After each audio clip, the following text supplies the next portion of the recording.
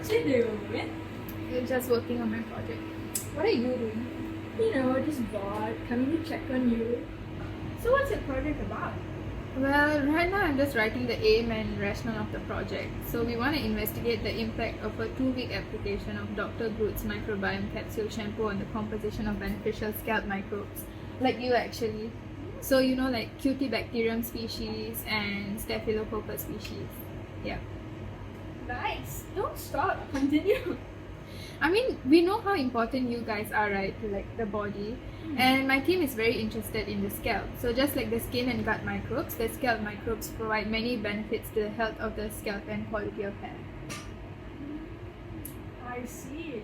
Tell me more. I mean, I have all night. Oh, it's already 4 a.m. I mean, our scalps have like a diverse range of commensals. So it has a lot of sebaceous glands which produce sebum required for the good microbes to grow. Cutibacterium species, especially C. acnes and Staphylococcus species, particularly S. epidermis, are predominant bacteria found on the healthy scalps, comprising about 90% of the total gene sequences. However, pathological conditions such as dandruff and alopecia can develop when the balance of the scalp microbiome ecosystem is disturbed. A shift in microbial composition and abundance can be a driving factor for scalp diseases.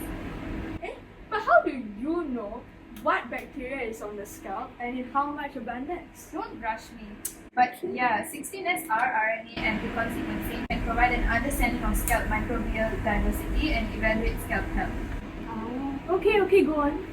As of 2023, the global shampoo market size was valued at USD 34.46 billion and is expected to grow to USD 56.54 by 2032.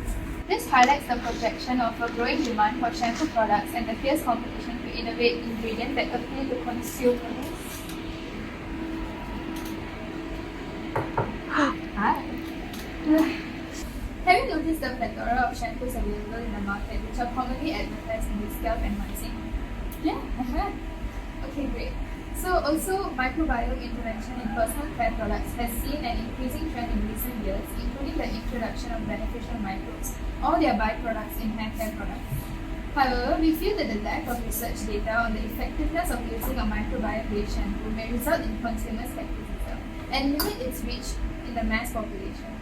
Moreover, we feel that it's important to test the product's claim before blindly believing the results of the product. And because my team recently came across Dr. Groot's microbiome capsule shampoo, we decided to test out its effect on the scalp. But what is Groot shampoo? Did you make it up from a candy talking trees? What? No. It's a shampoo brand called Dr. Groot, and it's a microbiome capsule shampoo. So it basically contains 7 prebiotic and paraprobiotic ingredients which are supposed to help your. Yeah, and the shampoo aims to repair damaged microbial ecosystems by increasing your abundance, which can help reduce symptoms of scalp issues. Wait, is that real? I mean, that's what it claims. So you're gonna test how much hair falls off your scalp? No. My team wants to focus on the impact of the shampoo on the microbiome. Specifically, we hypothesize that using Dr. Groot's microbiome capsule shampoo over 2 weeks will improve the proportion of beneficial scalp microbes. And how is the shampoo gonna do that? So prebiotics are supposed to supplement nutrients to help good microbes like you guys to grow and multiply. And paraprobiotics are inactivated probiotics that can still provide health benefits through their structural components or metabolites. That is why we hypothesize that the use of the shampoo will lead to an increase in beneficial scalp microbes. Like us? Yeah. Okay, but the real question is, Oh god.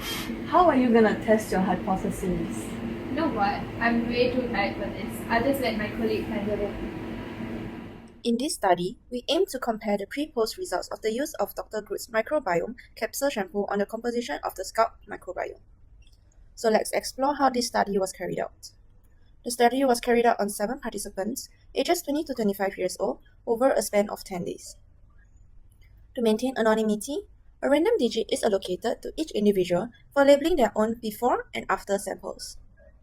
This was crucial to ensure personal genomic data's confidentiality and to prevent observers' bias arising from the researcher's perspective.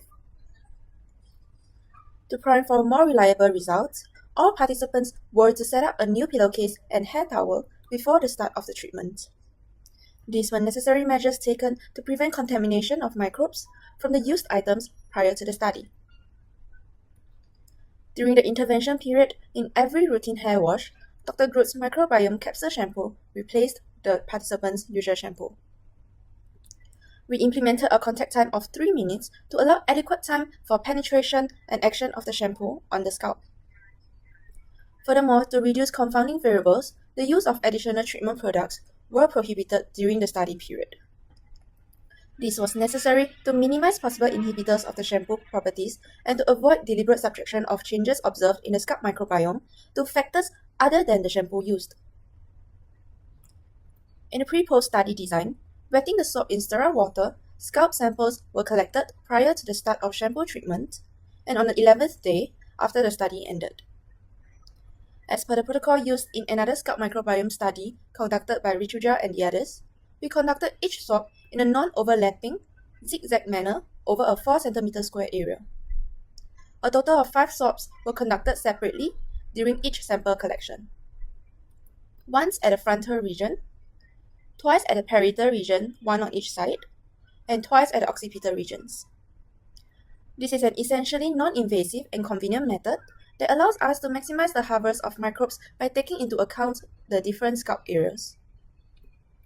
We did, however, keep in mind that environmental microbes found on the hair could be inadvertently swabbed, which can affect the results. The participants' activity prior to the swab collection may also affect the scalp condition and hence the microbiome present. Where did that voice come from? More importantly, do you really think it's gonna work? Well, our study should work, unless... Well, I guess there are some limitations to consider. Firstly, we chose to maintain our existing washing routines to minimize the number of variables, ensuring that any changes in our scalp microbiome could be attributed solely to the new shampoo rather than variations in washing frequency. However, this decision means that the macrobiotic effects of the shampoo may not be fully evident by the time we collect our follow-up samples. One significant limitation of our study is the sampling technique employed. Having only 7 test subjects, we were not able to use stratified or cluster sample methods, which may have resulted in a sample that is not representative of the broader population. Without stratification, certain subgroups may have been underrepresented or overrepresented, potentially skewing our results. Additionally, the absence of cluster sampling may have limited our ability to capture variability across different geographical or demographic contexts. This lack of rigorous sampling could impact the generalizability of our findings and reduce the reliability of our conclusions. Furthermore, to collect samples or the scalp microbiome, we had to swab our scalp, but in doing so, we also inadvertently swab other environmental microbes on our hair, which could also interfere with our results. Our study was also limited by time, preventing us from implementing a standardization period prior to the transition to Dr. Groot shampoo. As a result, the analysis of our scalp microbiomes may vary significantly between participants. Moreover, the assessment of results, including hair loss and changes in scalp conditions such as irritation and dryness, was subjective and not quantifiable. Hence, our results may be affected by these limitations. So, have you had any big discoveries yet? Breakthroughs that will win you the Nobel Prize? Breakthroughs? What breakthroughs? We haven't even finished collecting the data yet. Wait, Steffi? Cutie? Melissa, where did y'all go? Great. Now I'm imagining microbes. I really need a nap or like some normal human contact.